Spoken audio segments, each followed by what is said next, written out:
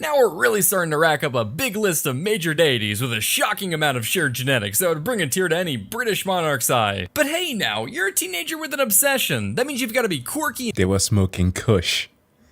If you get that reference, you're awesome. Oh, Tacticus is not the bad one. It's... I wouldn't necessarily consider it to be like a good mobile game, but Lost Crusade is worse. Yeah, I have some on the list for that's been requested to me. There's some things from I Did a Thing, his latest video, that I have yet to watch. Some Kurzgesagt stuff. A couple of videos that are pretty interesting that they put out. Also, Blue Jay. I promised to check out, I guess, an ancient Egypt video from Blue Jay. So I think that's the first one because it's the oldest request that I've gotten. So I will do that first. It's pretty quick. So I am no ancient Egyptian expert at all. I know a bit of stuff. I think the request came out of the fact that I've watched a Seth video, right? There's actually a game that I have, the new one, the new version of that game that he reviewed, that is actually kind of fun, but there are some mechanics that don't work exactly as one would have imagined, but they revamped it. It works now. But yeah, through the reaction there was a lot on Egyptian mythology that was pretty funny. And the way that Seth went ahead to depict the different god and goddesses was super dope. So this video from a YouTube channel called Blue Jay that I highly recommend that you check out. He's a pretty funny guy. We watched some of his stuff before. This one is on how to worship like an ancient Egyptian. They had a lot of fun in ancient Egypt. And by fun, I mean a lot of struggle to maintain their faith. But yeah, this is the one that we're gonna watch, and it kickstarts with an ad for Total War. Wow, what a thing. Who would have thunk? This video is sponsored by Total War Pharaoh. Buy it if you love me. Ah, youth. It's a time many of us look back at fondly. Jumping in moon shoes to break new heights and ankles, getting expired gumballs at a strip mall Mexican restaurant, questioning the fabrics of existence and the thin veil that separates that of reality in the surrealistic void of primordial despair while watching Courage the Cowardly Dog. Wow.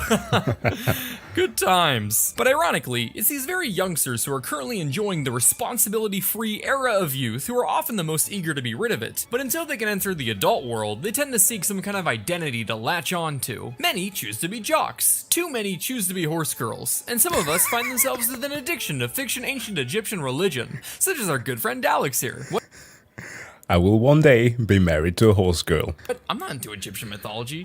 Oops, that's not your line. Right, gee willikers, do I love me some Egyptian deities? That you do, Alex. Wow. But even an Egyptomaniac like you can have gaps in your pantheon knowledge. So today, we're gonna cover some of the more zany aspects of Egyptian mythology, while also teaching you, in the modern era, how to worship like an ancient Egyptian. Walk like an Egyptian. That would have been the accurate song to play there, but that would have copywritten the video. Before we get started, we're just gonna need one blood sacrifice. What is that? Sea people, Alex, here to invade the Egyptian lands. But I thought the Water Tribe was a peaceful folk. While I appreciate you helping me hit my quota for pop culture references, Alex, I'm talking about the sea peoples who brought about the Bronze Age collapse and the destruction of the old powers. It remains a mystery to historians as to... Dude, horse girls are hella strong. Do you know how much strength it requires to handle one of those beasts? I think I've told this story before, but like my sister took part in some equitation for like, I think 5 years. And one day I went to pick her up from training and she just plainly asked me to hold her horse. To which I obliged, and the bloody thing stared me straight into the eyes. Stepped on my foot with, I don't know, how much do they weigh? Like half a ton? Pretty big. It wouldn't move. Like, it's not like I'm not built frail, okay? I'm pretty strong. I can deadlift heavy. I couldn't move the horse. That thing crushed my toes, and when she came back, she just simply took its saddle and it just followed her. I think that it was the act of the horse was racially motivated. What the nationality of these fabled warriors was. Oh, no way. What? Who are they? No time. They're heading this way. Luckily, I've got a few thousand slave volunteer fighters ready to defend them off. Okay, Alex, you'll need to command them. Hammer and anvil, you got this. What are you talking about?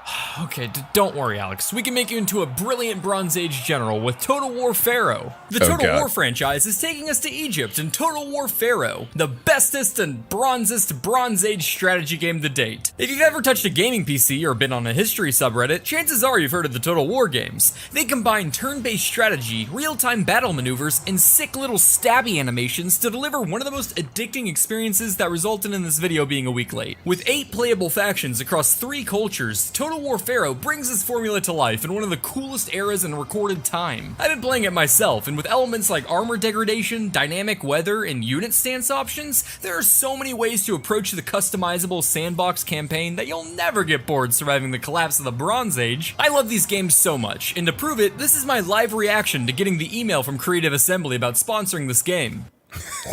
But don't just take my word for it, come see it for yourself. Yeah, I had the same reaction, but not exactly in a positive way. I'm streaming the game live on my second channel as this video gets posted, so use my special BlueJay link in the description to get Total War Pharaoh today, if you get it and to for let free. the folks at Creative Assembly know I sent ya. But for now, back to religion. The roots of Egyptian mythology can be traced all the way back into prehistory, meaning before our moist sacks of folded tissue we call a brain figured out how to rub a stick on the wall. With all that time, you can really imagine the amount of layers the Egyptians were able to pack into their religion, so they didn't just have one boring god, but a plethora of them. 2,000. Not in this video, buddy. And those were just the major gods. That's not even taking into account the minor ones. Or the more minor ones. It's crazy. The thing I love about them is that they went with the natural flow. We have a natural, one could say, or evolutionary thing that makes us more or less, if you want to argue for that, inclined to superstitious belief. I won't necessarily call it religious belief, but superstitious belief in the way of different senses that we have developed, like synesthesia or pareidolia. Synesthesia, for those of you who may have heard about it before, is this thing of association of colors with different sounds. Some people have that. I think it's 1 in 100 person have that or something. My stats may be wrong, but the symptoms, at least, are that. And also pareidolia, which is this thing of us seeing pattern and recognizing things and just forming images in our heads.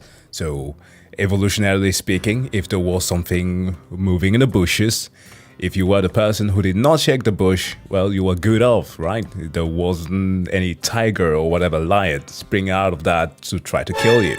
So by that, we all thought that that was the rule to go with. That was simply for survival. The same thing with fire. We knew that we made fire in a certain way. So if there was lightning that struck a tree and created the fire, we thought that there was a big man up there that was trying to make that fire.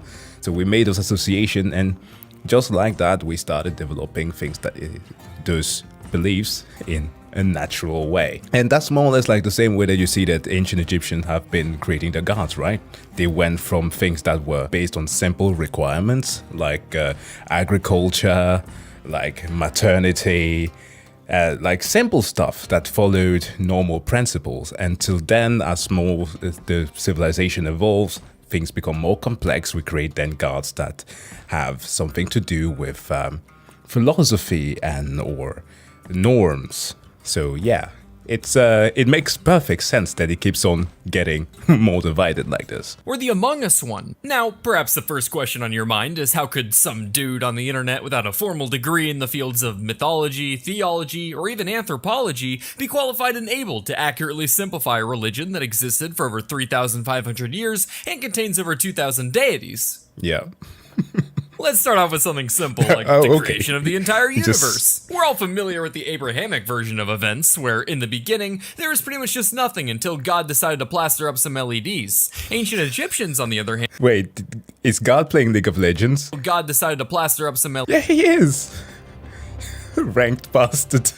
LEDs. Ancient Egyptians, on the other hand, had a few different creation stories, each of which I consider to be a bit more flavorful. As one story goes, in the beginning there was nothing but a chaotic primordial cosmic ocean until a pyramid called Benben emerged from the abyss with a lotus flower that blossomed into the sun god Ra. Which sounds like something out of a King Gizzard music video, and also undoubtedly terrified any space turtles that happen to be in the area. Hey Nigel, how was— I mean, if God's a gamer, that would make perfect sense. The amount of time that he's rage quitted out of most of the decisions that he made. Like, I told you not to do it. You didn't listen to me. I told you to go top lane. You went mid. I'ma kill you. I'ma kill you. We make a clean slate. I don't want to do this anymore. Yeah, that makes perfect sense. If God's a gamer, yeah, it makes sense. Leah's first day of Abyssal School? She was a little nervous getting on the Celestial bus, but she powered through like a champ. Little Rascal's still down there now, but I'm sure she's having a great time. Now, while being the first and only thing in the universe is cool and all, it also really limited the amount of stuff there was to do. But hey, this is a god after all, so if anyone can find a way to keep themselves entertained, it's him. Well, time to go beat the bishop, and from his, wow, you're not gonna make this episode easy, are ya? Through making the bald man cry, the twins Shu and Tefnut were born. After this, Ra started to cry, which I'm sure many of you gents can relate to, and humanity was created from his sweat and tears, and thank God the fluid stopped there. I mean, it's not much different from what other people also did, right? The ancient Greek has something similar to that. What was the name of the entity that was created from Hephaestus? So if you play the God of War games, that's Hephaestus, just as a kind of like a reference for the gamers. Hephaestus the Forger, and then Athena, who was birthed from the, like, I think a pimple out of Zeus's head because he had a headache, but yeah. But her creation aside, Athena goes down to visit Hephaestus to talk, perhaps for a weapon or something. She's the goddess of war, after all.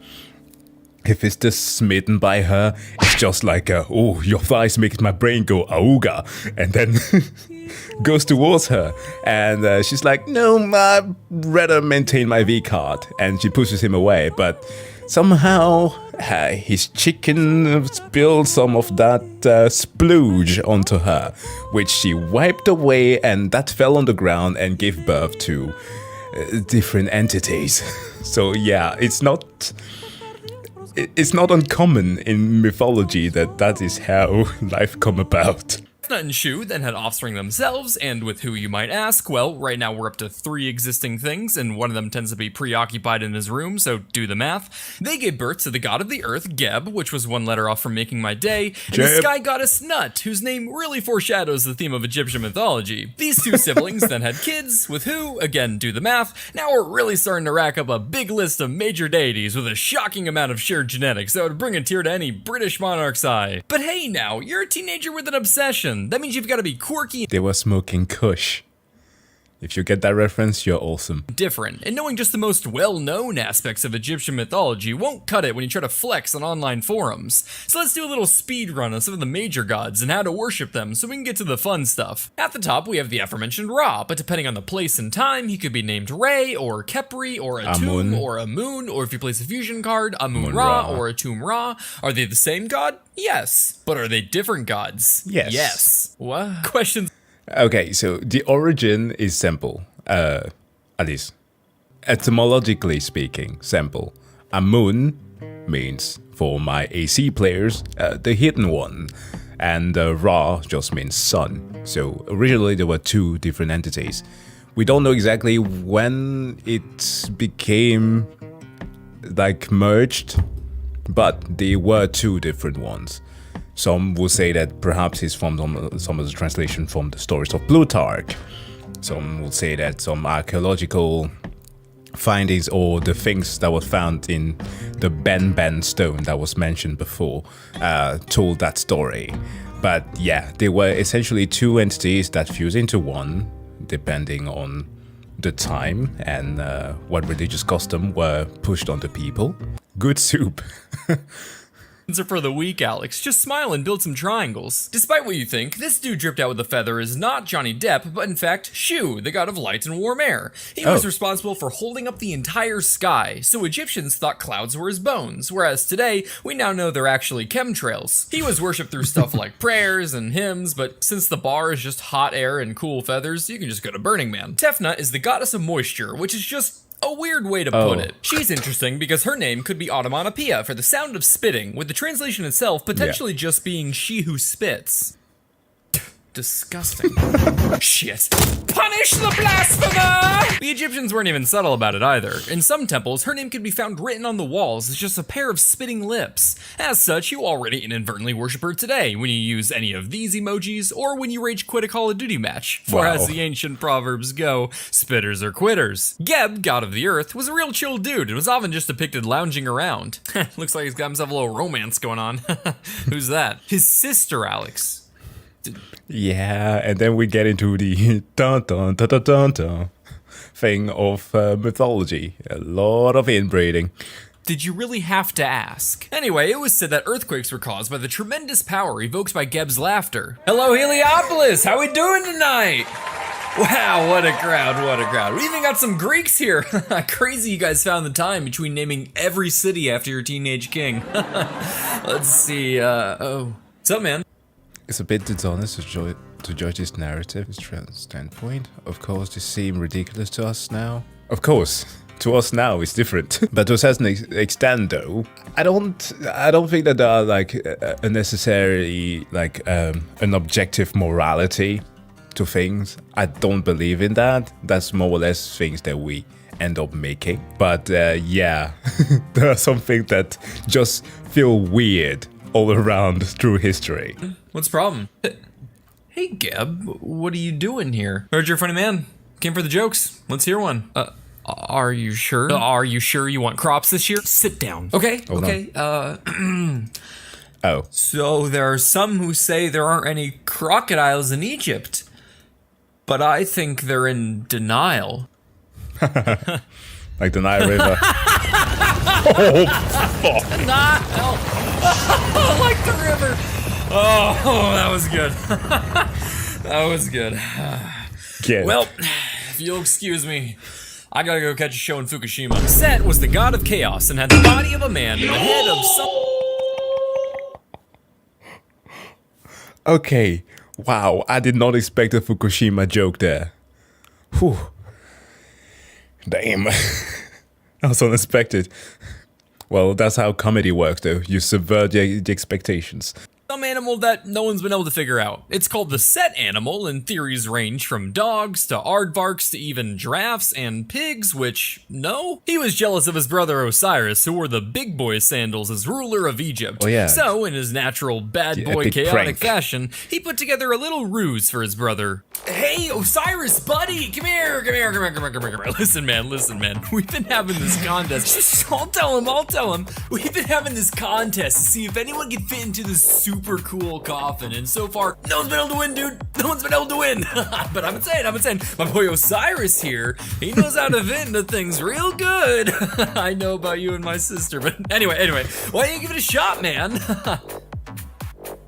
I know you could do it. Set tricked Osiris at a party and trapped him in a coffin, threw it in the Nile, and returned days later in a rage to cut up his dead body into a bunch of little pieces and spread them throughout Egypt. Yep. And then he became the king. Hey guys, so Osiris is feeling a little under the weather, so I'm gonna be Pharaoh now. Oh, but I guess he'll be back soon then? Right. Hey, listen, there's this super cool coffin. Isis was the goddess of magic and sister wife of Osiris. After Set cut up her boy toy, she figured it probably wasn't good PR to have her king husband's body parts scattered across the country like some morbid game of geocacher, so she set off to collect the pieces. After a traumatizing and quite literal scavenger hunt, she was able to find every piece, except for one. Can you guess what it was, Alex? Yeah, he's a phallus. Assuming from the love theme, his heart? No, this is Egyptian mythology, not Shakespeare. She was missing his cock. The divine member had been swallowed by a fish. This is the part where I absolutely lost it when Seth made the reference to the fact of why Egyptians did not like to eat fish. because they were cocksuckers. Oh no, rather cock eaters. Oh man. Yeah, mythology at its best. Probably turning it into a kaiju. So she whipped up a magic one so that she could conceive their future son Horus. And I'd just like to point out that before we've had a single non-incestuous relationship, we're already throwing in fourth base with dead brother. Too weird for you? Well, in another version, Isis breathes life into his body so she can get knocked up in bird form. Yeah. Confused how that works? Not to worry. They left us a picture for reference. And while you could, I wouldn't recommend worshipping her today, as joining something called the Cult of Isis would send a very different message these days. In the beginning, Osiris became the first pharaoh of Egypt to give humanity direction and guidance after Then noticing became the how god of the uncivilized dead. they were. Honey, have you seen humanity lately? Nah, they're just having fun. No, not them. Them. Scarab, so good. Gang gang, gang gang, yes my. Fuck's sake. Why did he? Ancient Egyptian NPC? I can just see the visuals. People just spamming hieroglyphics in the chat. Oh damn. Hi Nick, doing pretty well. My pharaoh, yes, Give me my the pharaoh. flow. After his little dismember adventure, he became the god of the dead and ruled over the underworld, which they called Duat. Egyptians believe Duat to be in the west, where the Yeah. sun set, which means, contrary to popular belief, they most likely were the first civilization to discover the Americas. What? Otherwise, I have no idea how they knew where New Jersey was. One way Osiris was Wait, is that a city with new something Egyptian? Oh, New Egypt! Oh my god! Yeah. I've heard the name before. Yeah. Okay, it makes sense. Yeah, just like how there are Vienna in I want to say Missouri. Yes. And also Elsinore, the city where I live. Danish city for all the Danish people who found the Americas and decided never to go back. And named it after cities there. Yeah, New Jerusalem. Yeah, it's weird, like, why can't you just make new names? Why the insistence on having, like, location from all around the world? Like Prague, in Minnesota also. It's weird. Mexico, Maine, and China. China, Maine, wow. I did not know that. worshipped was through a yearly public play telling the story of his death, where reenactors, quote, beat their breasts and gashed their shoulders until the mutilated remains of the god had been found and rejoined. Wow, screams of despair and beating yourself up. Isn't that why you're going to therapy, Alex? Looks like you've got this one taken care of, buddy. Horus is a falcon god, symbol of divine kingship, and an S-tier Smash character. One of the most important Egyptian gods, he's famous for his contendings with Set to reclaim the throne taken from his father. A lot of wild and insane shenanigans took place over this 80-year period of conflict, but one contest definitely stands out. And to tell this story without getting my video removed, we're gonna have to enter the euphemism Colosseum. Let's say both Set and Horus each had long ships containing men of the sea men, if you will. One night, Set wanted to assert dominance over Horus, so he attempted to seduce his nephew and docked his ship at Horus's port, sending his sea men into Horus's territory. Horus, however, had a closed border policy, so he caught these sea men in his hand and threw them into the Nile. After this, he went to his mom Isis, who helped him coax his own sea men out of his ship, so he could sneak the little guys into some lettuce that Set then ate. Both Set and Horus then went to the gods, who heard Set's claim of dominating Horus by invading him with his sea men. But when he tried to summon them, they answered from the Nile. Horus then claimed his dominance over Set by tricking him into eating his covert sea men. And when he summoned them, they answered from inside Set, proving that Horus had dominated his uncle. Yeah. Okay, great callback. Ugh. Why are you gay? Should I call you mister? Horus was worshipped in many ways, but to keep it simple, just make sure the next time you're eating a salad to give an extra squirt of ranch in honor of our Egyptian top G. Anubis, the god's goodest boy, was the jackal-headed god of mummification in the dead. Like any good pupper, Anubis guided souls to the afterlife in the Hall of Truth. The soul would then recite the negative confessions where it swore it had not committed certain sins, before weighing its heart on a scale against the feather of truth. Look, you can never judge. Okay, one should never say never, but don't judge those hentai artists who keep on writing the stupidest plot. Okay? As long as it's something consensual, it's fine. Don't make fun of them, because the ancient Egyptian, the Romans, the Greek, and well, the most, oh, for fuck's sake, the Chinese were insane with the mythology, especially. Oh my god, like, you can't make this stuff up. Well, you can, this is literally what they did, but yeah, you get my point. Have you sinned against men? I have not. Have you oppressed kinsfolk? I have not. Have you spent over $100 on Destiny 2 DLC? Well, only if you account for inflation. Wait. If they passed, they enjoyed eternal life in the field of reeds. But if not, their heart was thrown on the floor and eaten by the crocodile-headed goddess Amit, the devourer of the dead, erasing their soul from existence. In honor of Anubis, it was common for priests to wear jackal masks during funeral proceedings and mummifications. Okay, let's get this show on the road. Oh, like Anubis. Right. But do you know what you're doing? Don't worry, I do this all the time. Okay, let's get this hard out. What are you? It's tradition! But while mummifications are a little hard to come by today, don't you worry, Alex. There are whole conventions dedicated to this kind of worship these days. Okay, this is getting long. Let's see who else we got here. Nephthys was the sister wife of Set and goddess. Did he just raise furries to a higher status? That's unforgivable. That's some 3D chess move there. You don't do that. We don't do that here.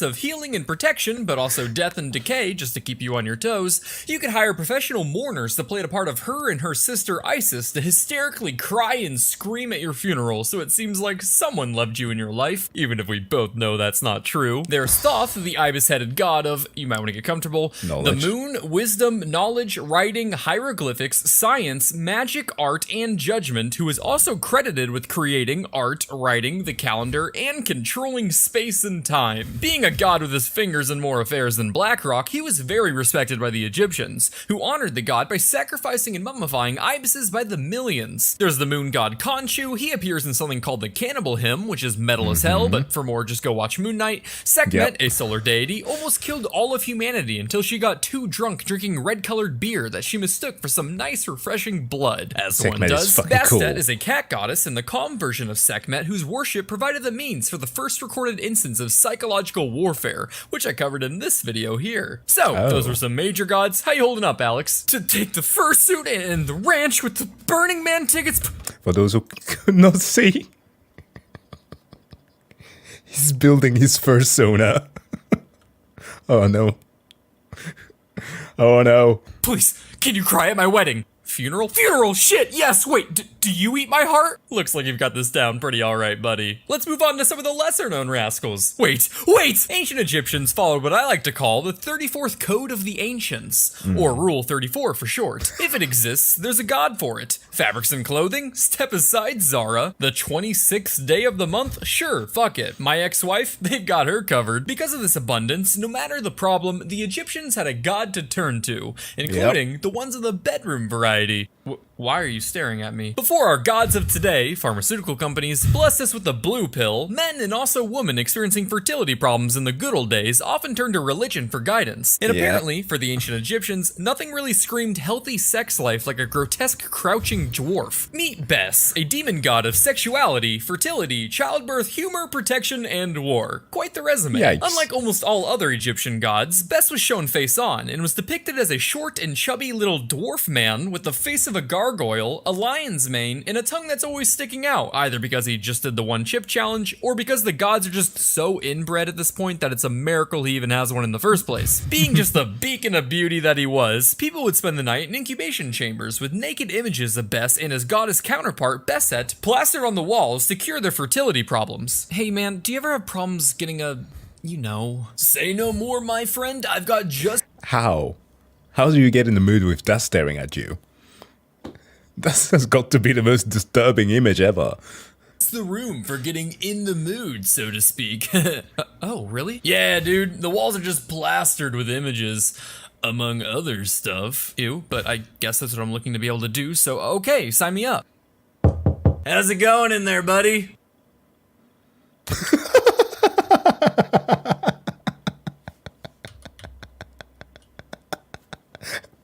Bruh. Yo, Danny DeVito. He'll do it. Well, so anyway, I started blasting. I don't know, it's not really doing it for me. Are you sure this is the right room? Yeah, dude, it works like a charm on me. Here, let me show you. Wait, no. Bess stood for all things good, and it was believed that if a child was laughing for seemingly no reason, it was because Bess was nearby making funny faces. Kinda sweet until you remember Bess runs around displaying his gargantuan genitals like a hobbit crackhead from Venice Beach. So, Alex, if you want to keep the spirit of Bess alive today, you can always smile at kids from the bushes of your local playground. No, what is that? Oh, that's Aten, a solar deity portrayed as a sun disk. Why does it have hands? Why do you have hands? That was kind of rude, Alex. Now look what you've done. Say you're sorry. I'm sorry, Aten. Now say he's a very cool sun god. You're a very cool sun god. Now declare him the one true god and renounce your worship of all other false idols. You're the one true— wait, what? Aten's biggest claim to fame came during the reign of Akhenaten, who thought the sun disk was such a dope god that he figured, why bother worshipping all these other wannabes? So he put forth a decree that banned the worship of any god besides our little disk friend, and even went as far as building an entire new capital completely dedicated to the worship of Aten. What in Sundisk's name is this? Wait, Akhenaten, I can explain. I'm sorry, what part of one god did you not understand, Bayek? It's just, Bayek? I've been having problems lately. You should have come to me, my God. Bayek. We don't need this pagan garbage. The worship of Aten is the light that shines upon all paths towards restoration. How's it going in there, buddy? I don't know, it's not really doing it for me. It's all about the hands, dude. Here, let me show you. Not again! Scholars argue that this Atenism was the first recorded instance of monotheism in history, with Sigmund Freud himself even claiming Atenism. No. Why does he always show up? Why does Freud always have to show up in the most inconvenient moments? This... So, there are some philosophers that really should not be around here. That should have gotten into other fields. And Freud, yep, the dude who thinks that everything is motivated by sexual frustration, should have really done something else. Nursed us enough through childhood, and like his theories are kind of weird. And if you've ever heard of the Freudian slip, yeah, I'm not gonna go in depth with him. I don't really like the guy. I think that he was a bit of a wacko. I know that he's respected in certain fields, but not by me. I don't like Freud too much. Also, he died of tongue cancer. So if I were to be very mean, I would have said some very mean stuff, but I will not do that.